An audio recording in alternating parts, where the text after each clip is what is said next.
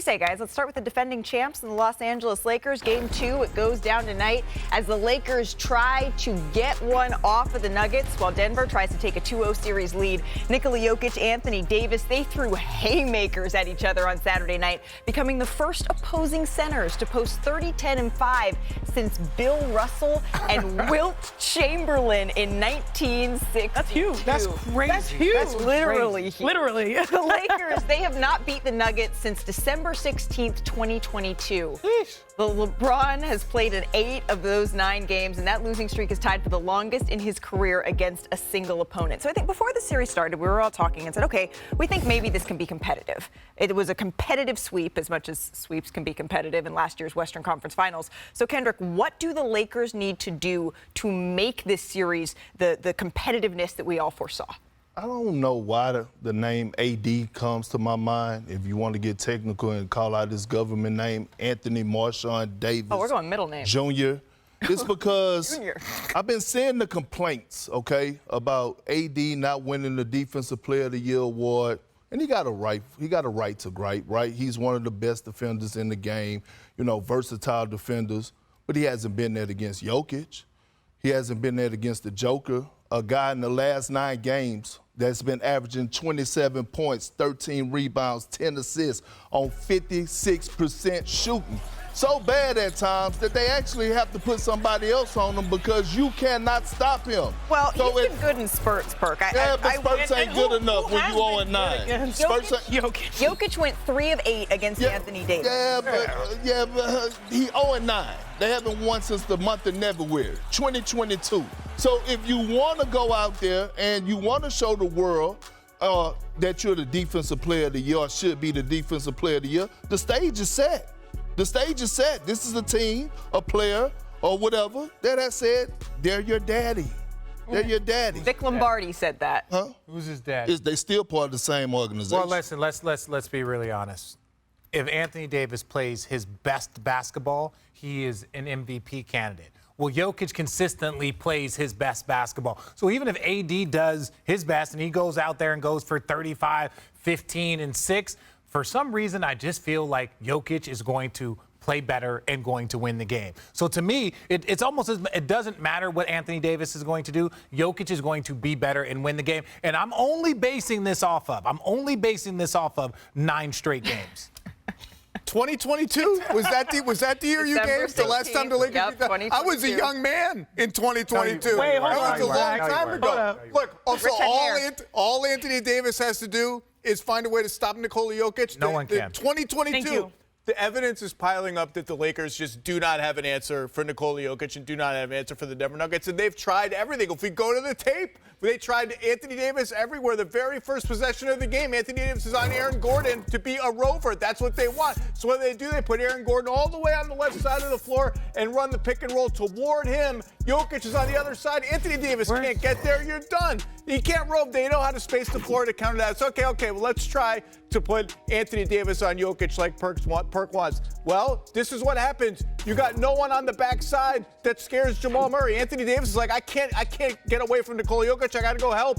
Taurean Prince, LeBron James, those guys don't scare Jamal Murray. Here's the exact same play again. Empty side pick and roll. AD on Jokic. Here we go. We'll get to it. They take their time. And here he comes into the middle. And LeBron sees Taurean Prince. He's like, Taurean Prince can't handle Jamal Murray. There's no back line of defense without AD. I got to help. And Michael Porter Jr. catches kind of a bad pass and makes it 3. The bottom line is they have tried every single defense on Nikola Jokic, every guy, every strategy other than playing 6 dudes, which is illegal, and they have no answers yet. They just got to score more and pray to the basketball gods. Yes, one of my favorite things, prayer defense. Coach Tara Vanderveer taught me that at Stanford. Sometimes your opponent is so good you can only pray.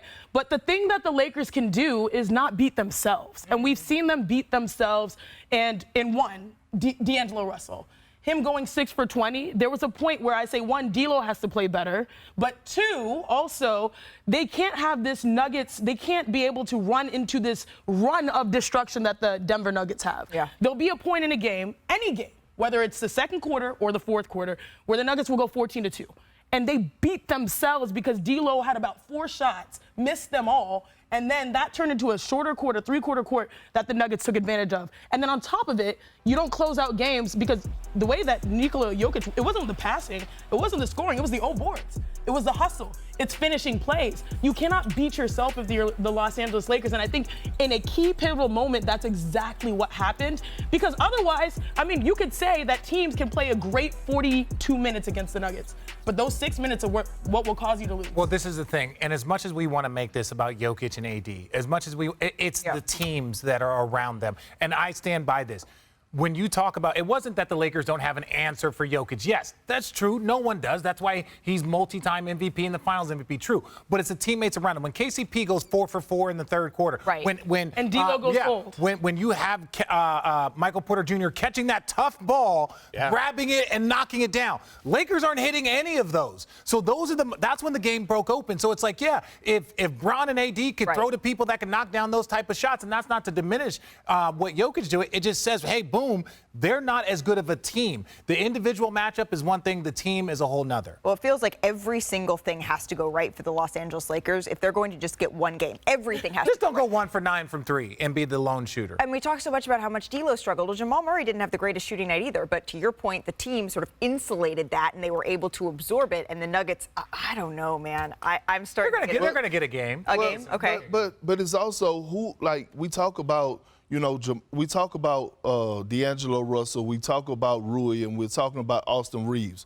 You have to have a third star because we know that Michael Porter Jr. now has become the third star. He had 19 powerful points in that game. Somebody has to match that energy, and somebody has to do it and not be afraid when the lights are bright. It's playoff time, but that just means you hear the clock ticking. It is Dame time. It certainly was in Pfizer Forum for Game 1 against the Pacers. Remember, no Giannis Antetokounmpo in this one, and the Milwaukee Bucks have struggled against Indiana this season. Zach Lowe, Dame Lillard did not struggle in this first half. Single-handedly put a stop to that. Some of these shots are just rude, man. Rude disrespect. Dame was on it in this game. And you know who wasn't on it? Tyrese Halliburton. When does it become Tyrese time? Well, that might have been part of the problem. Remember when Tyrese tapped his watch in the in-season tournament and Dame Lillard said, remember, young fella. That was bad. And then he tells the crowd, Dame Lillard wants everyone to remember that this is his time. Elevates, this is vintage Dame that we have all come to expect.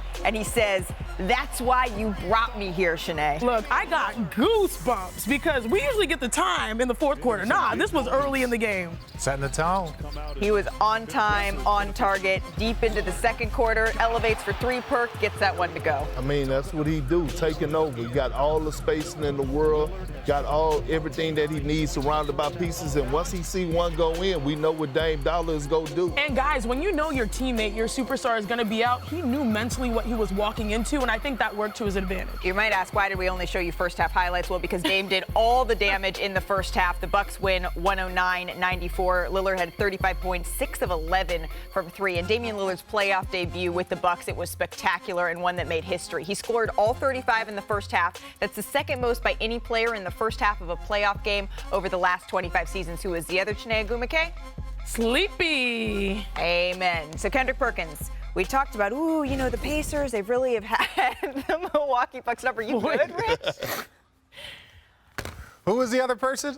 Who was the other person? Sleepy Floyd, in case yeah, I forgot the Floyd. Sleepy. And she's like, amen. I was like, well, Sleepy Floyd. Yeah, Sleepy Floyd. No one knew that. I know. I just was like, got that information. I was like, I should have probably said we were all Floyd. trying to figure out the information. Our researchers got it for us. Yeah, Sleepy like the next Grumpy Zach, Sleepy Floyd. But there's no on time dwarf. But that's what Damian Lillard was in this one. Richard, just the 7.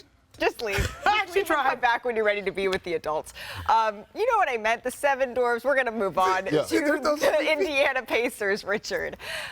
We talked all season about how, for whatever reason, Indiana has had the Bucks number. Do you think now that you've seen this game 1, the Milwaukee Bucks can win without Giannis? Oh, it ain't convincing me. It's convincing everybody else. I picked the Milwaukee Bucks to win this series, solely because I've been saying that Damian Lillard is going to be the best player in the league.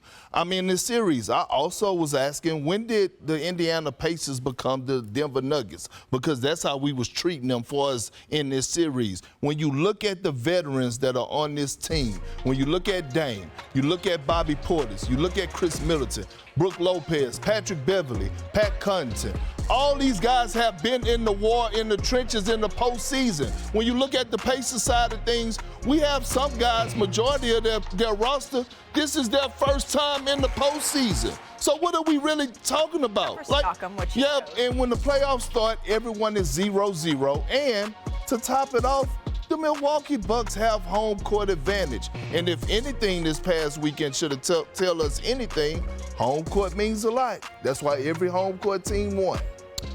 Huge win, buys Giannis a little time, buys the Bucks a little time.